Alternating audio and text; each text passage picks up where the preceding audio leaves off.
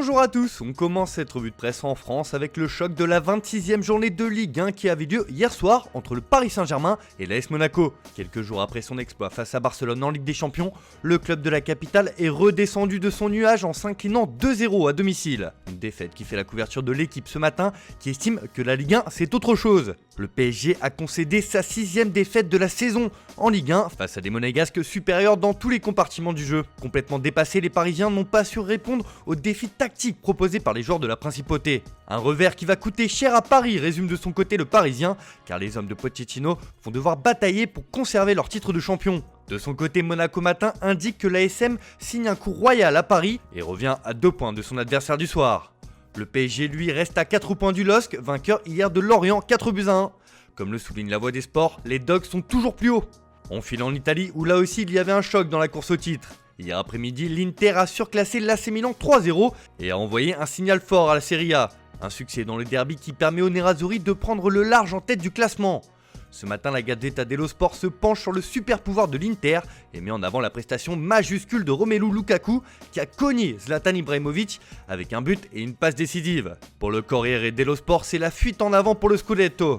Les interistes s'imposent comme les candidats naturels au titre de champion cette année. De son côté, le Quotidiano Sportivo voit surtout le match énorme de Lukaku qui a resplendi face à l'ennemi juré.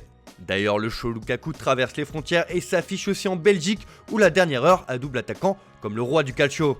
On prend la direction de l'Angleterre où l'on commence à se demander où va s'arrêter Manchester City. Les Citizens se sont imposés 1-0 face à Arsenal et ont enchaîné une 18e victoire d'affilée, toutes compétitions confondues. Un succès précieux là aussi dans la course au titre grâce à un Sterling qui s'est envolé pour offrir la victoire à son équipe comme le résume The Times sur sa une. L'attaquant de Manchester City bat Arsenal de la tête dans le seul but du match, écrit encore le média. Les Mancuniens disposent désormais de 10 points d'avance en tête de la Première Ligue. Une sacrée série qui fait aussi la couverture du Daily Telegraph qui voit un pas en avant vers le record d'Arsenal de 19 matchs consécutifs établi en 1999. Si Manchester City ne lâche rien en tête, son voisin ne se laisse pas abattre si facilement.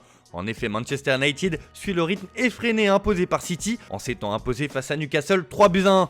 D'ailleurs, pour le Manchester Evening News, United s'attaque à City et ne lâchera rien dans la course au titre. Les Red Devils croient en leur chance même s'ils comptent désormais 10 points de retard sur le leader. De son côté, le Daily Mirror met en avant le but salvateur de Daniel James qui a relancé son équipe. Une victoire importante et comme le souligne le tabloïd qui fait du bien dans une période compliquée alors que le staff mancunien est touché par le Covid. En Espagne, les malheurs du FC Barcelone continuent. Face à Cadiz, hier après-midi, le club catalan s'est pris les pieds dans le tapis en concédant le match nul 1-1 sur sa pelouse. Quelques jours après la claque reçue face au PSG, le Barça ne va pas bien. Et forcément, la presse locale s'en donne à cœur joie ce matin. Sport placard sur sa une avec un fond noir, un retentissant impardonnable qui ne laisse pas de place au doute. Le Barça a gâché le faux pas de l'Atlético et a encore une fois été décevant, le quotidien catalan. Les Blaugrana ont dominé sans succès et un autre pénalty absurde de l'anglais a précipité l'égalisation de Cadiz, pense le média. Impardonnable, un mot dur qui revient aussi en une du Mundo Deportivo qui estime que le Barça a jeté une victoire à portée de main. Avec 8 points de retard sur l'Atlético, Marca se demande si le Barça a dit adieu aussi à la Liga. Alors que pour As, ce Barça-là s'est simplement effacé de la course au titre. Bref, la presse espagnole attendait une réaction après la déroute en Ligue des Champions, mais ce Barça est peut-être plus gravement malade que prévu et la fin de saison risque d'être longue. Enfin, on termine ce tour de la presse du côté de Marseille où la Provence fait sa une sur celui qui devrait être le prochain entraîneur de l'OM. Comme le rapporte le quotidien local, ce sera Sampaoli. Après la démission d'André Villas-Boas et la transition assurée par Nasser Largué, l'ancien sélectionneur du Chili et de l'Argentine sera bien le futur entraîneur olympien. Il est attendu à Marseille en fin de semaine. Un accord verbal a été trouvé avec l'entraîneur pour un contrat allant jusqu'en 2023. Il devrait prendre ses nouvelles fonctions rapidement, le temps pour lui de terminer la Serie A brésilienne avec l'Atlético Mineiro.